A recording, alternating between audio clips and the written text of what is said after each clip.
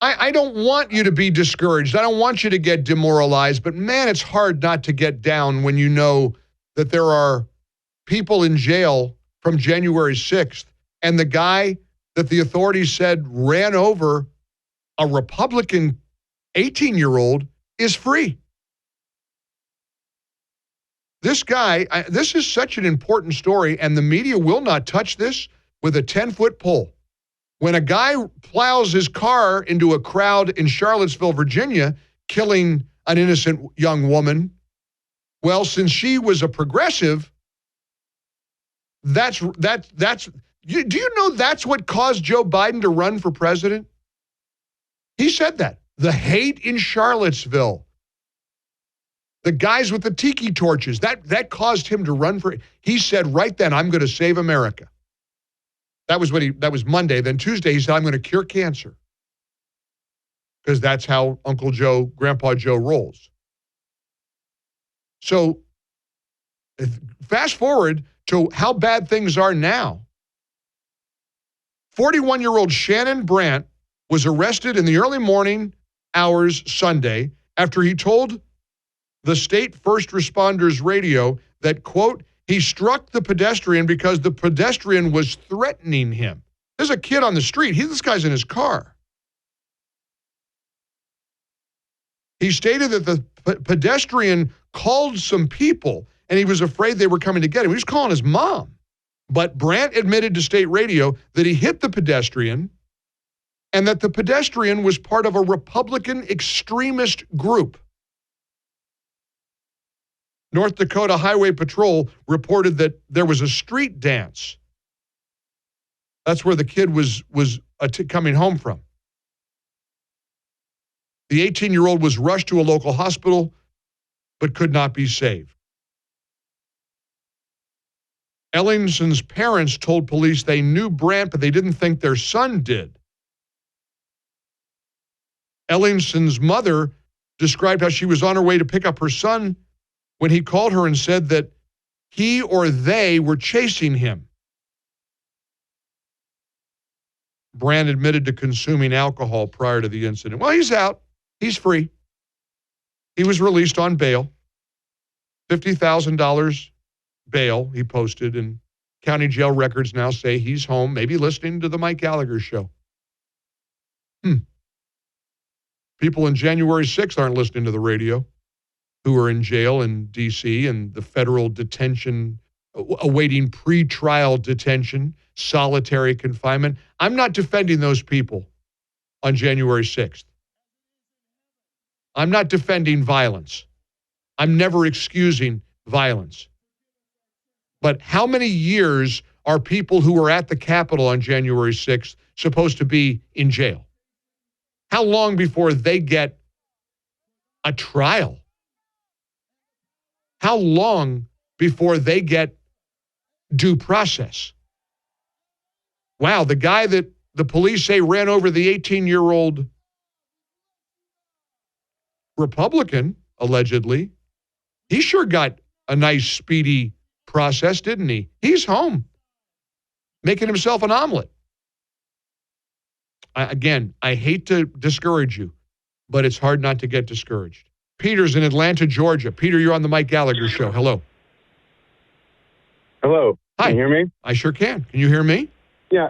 Yes, absolutely. Good. So, yeah, I originally called because you weren't saying that the guy was out on bond. It wasn't that he got like 2 days as a sentence. So I'm glad you clarified that. Just a couple of other things while I'm listening to you, though. You know, you say the media won't touch it with a 10-foot pole. I mean, I found it in 2 seconds just on my phone, right? It's on AP News. It's on the AP. It's on CBS.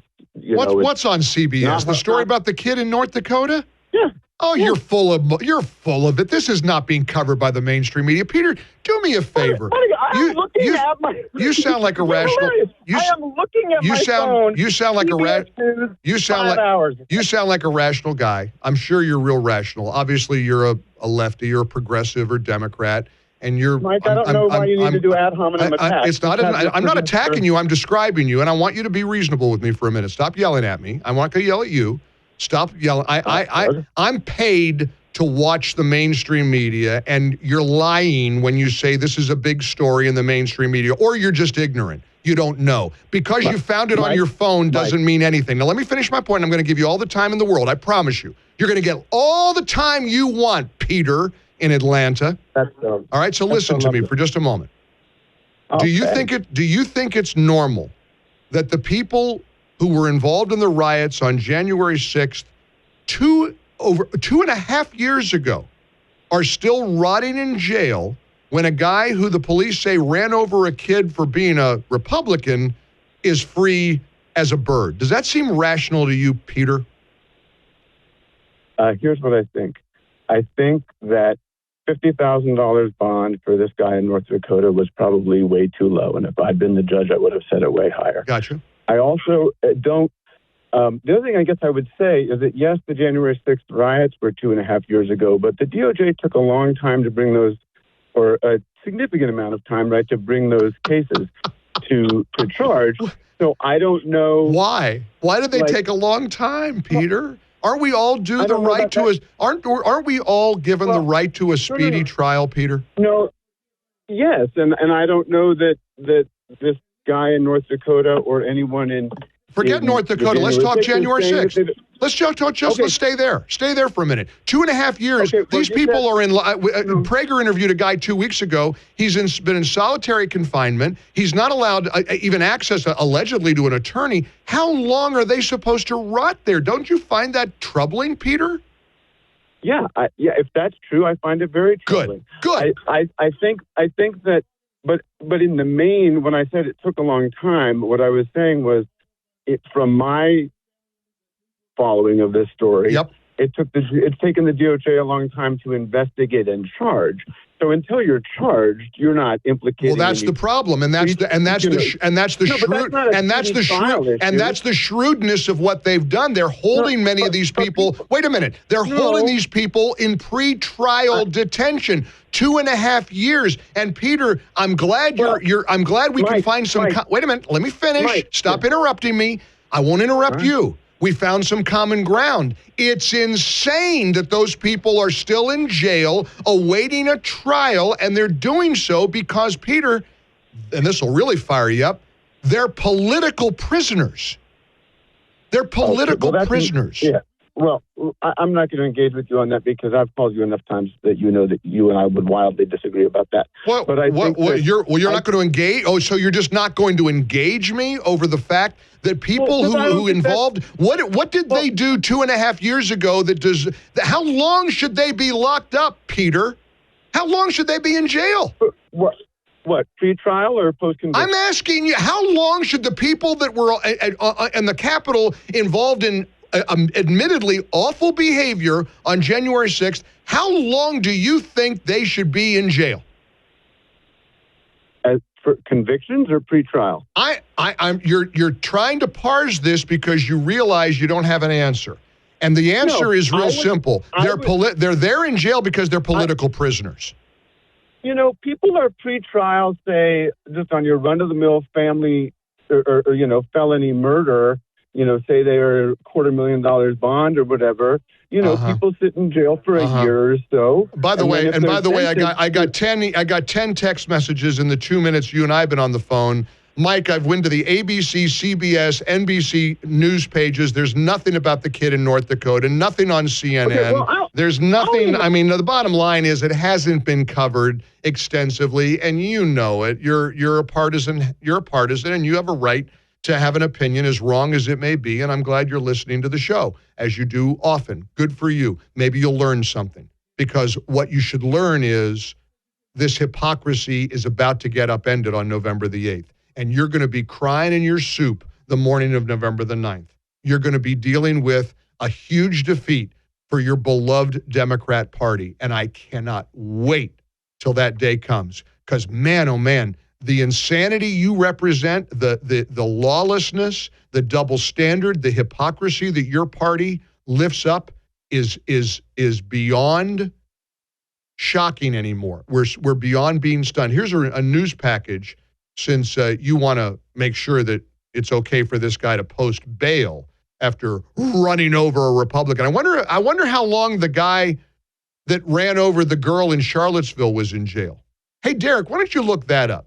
The cowardly criminal who ran over the progressive activist, the protester, the young woman who was killed in Charlottesville, Virginia, during one of those rallies. See if he got released on bail in 2 days. Here's a report on the story out of North Dakota that Peter and his fellow Democrats don't want you to hear about.